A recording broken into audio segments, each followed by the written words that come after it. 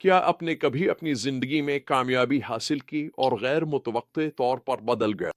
आज हम एक ऐसी कहानी में गौताजन है जो एक रहनुमा के खतरनाक रास्ते को दिखाती है जो कामयाबी को अपने सर चलने देता है।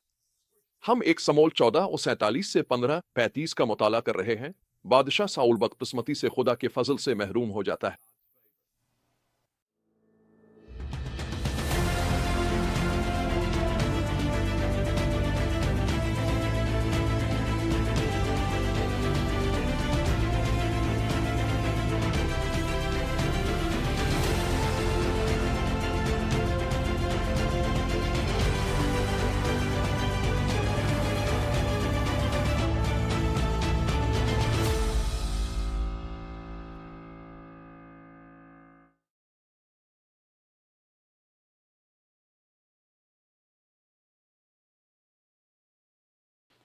इस हिस्से का मरकजी पैगाम यह है, खुदा की नज़र में हकीकी कामयाबी हमारे कारनामों से नहीं बल्कि इसके कलाम की इताअत से नापी जाती है। ये सबक है जो साउल ने मुश्किल तरीके से सीखा और एक सबक है जिसे हमें दिल से अपनाना है। हमारी कहानी का आगाज साउल की फौजी कामयाबियों के खलासे से होता है। उसने इसराइल के दुश्मनों से हर तरफ जंग की और जिधर भी गया उन पर सजा नाजिल की। एक समूल 14:47। समूल मुसलसल फतूहात से सरशार था, लेकिन हम देखने वाले हैं कामयाबी एक खतरनाक चीज बन सकती है जब वो गुरूर के रास्ते पर ले जाए। नुक्ताए आगाज इस वक्त आता है जब खुदा समूल के जरिए साउल को एक खास मिशन देता है, वो अमलिकियों को मुकम्मल तौर पर तबाह कर दे जो इसराइल के पुराने दुश्मन थे। हिदायत बिल्कुल वाज़े और गैर लचकदार थीं। साउल जंग के जाता है और अमलिकियों को शिकस्त देता है, लेकिन वो एक फैसला कुन गलती करता है।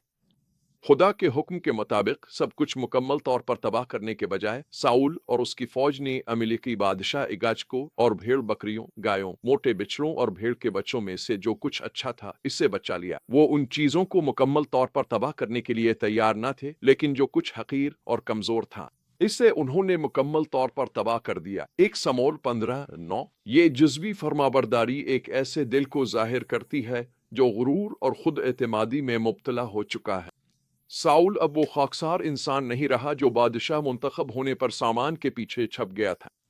अब वो खुद को पुरएतिमाद महसूस करता है कि खुदा के अहकाम में अपनी मर्जी से माने और कुछ नजरअंदाज करे। साउल का गुरूर उस वक्त जाहिर है जब समूल सामना करता है। अपने गुनाह का फौरन इकरार करने के बजाय साउल कहता है, खुदावंद तुम्हें बरकत दे, मैंने खुदावंद के हुक्म पर अमल किया है। एक समूल 15:13। जब साउल की नाफरमानी के सबूत, वो भेड़ बकरियां और मवेशी तबाह कर देना चाहिए था, सामने आते हैं, तब भी वो अपने अमल का जवाब पेश करता है, कहकर उन जानवरों को खुदावंद के लिए कुर्बानी देने के लिए बचाया गया। इसी मौके पर समूल बाइबल के सबसे ताकतवर बयानात में से एक बयान देता है कि खुदा अपने लोगों से दर हकीकत किया चाहता है। क्या खुदावंद को सुख्तनी कुर्बानियों और नजरानों में इतनी खुशी है जितनी कि इसकी फरमाबरदारी में? देख, फरमाबरदारी कुर्बानी से बेहतर है और सुन्ना मेंढों की चर्बी से अफजल है। एक समूल 15:22। ये आयत सच्ची रूहानियत के असल मरकज को छूती है। अगर हमारे दिल खुदा के ताबे नहीं हैं, तो उसे हमारे मजहबी रसूमात, हमारी नजरानों की शान और शौकत से कोई मुतासिर नहीं होता। साउल इस गलत फहमी में मुब्तला हो गया था कि वो कुर्बानियों को फरमाबरदारी का नाम अलबदल बना सकता है, लेकिन समूल वाज़े करता है कि ऐसा हरगिज नहीं है।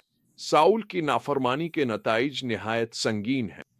समूल ऐलान करता है, चूंकि ताऊ खुदावंद के कलाम को रद्द किया है, इसलिए इसने तुझे बादशाही से रद्द कर दिया है। एक समूल 15:23। एक नाजुक लम्हे में साउल की बादशाही के जवाल की अलामत है। समूल जाने के लिए मुड़ता है और साउल उसकी चादर को पकड़कर फाड़ देता है। समूल कहता है, आज खुदावंद ने इसराइल की बादशाही तुझसे छीन ली है और तेरे एक हमसाया को दे दी है जो तुझसे बेहतर है। एक समूल 15:28। वह ये हवाला हमें कामयाबी के बारे में कई अहम सबक सिखाता है। फरमाबरदारी ही असल रूहानियत की फितरत है।